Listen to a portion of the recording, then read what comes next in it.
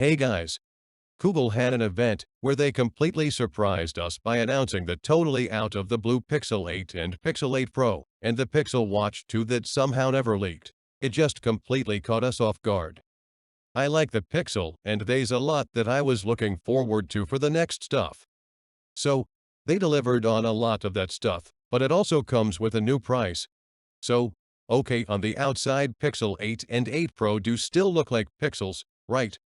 Combined with the new matte finish that's on the back of all the Pros. I love that.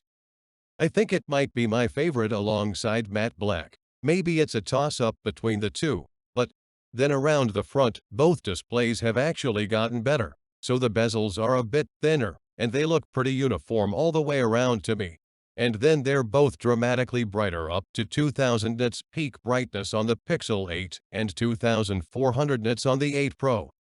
I think that's the highest I've ever seen in a phone. So, I think it should look really good both indoors and outdoors. And then also the smaller Pixel 8 is now 120Hz as well. They're calling it an actual display, and a super actual display, I'm gonna say, is the new Tensor G3 chip. So, it's the new third generation of Google Silicon paired with 8 gigs of RAM on the Pixel 8 and 12 gigs of RAM on the Pixel 8 Pro. The new batteries of these new phones, they're both a tiny bit bigger than last year. But really the story with the Tensor G3 is there is way more TPU and way more processing power for AI-related tasks, and that checks out because the Pixel story has always been all about the software, and that's still super true with these.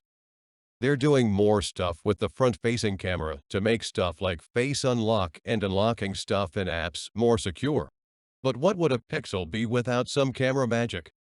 So, let's just jump into the new camera stuff with the Pixel, cause there's a lot of software magic here. Lot of software magic. So the Pixel 8 and 8 Pro now share the same upgraded 50-megapixel main camera system. Then the 8 also has a 12-megapixel ultra-wide, but the 8 Pro just sends it all the way with a 48-megapixel ultra-wide and a 48-megapixel 5x telephoto.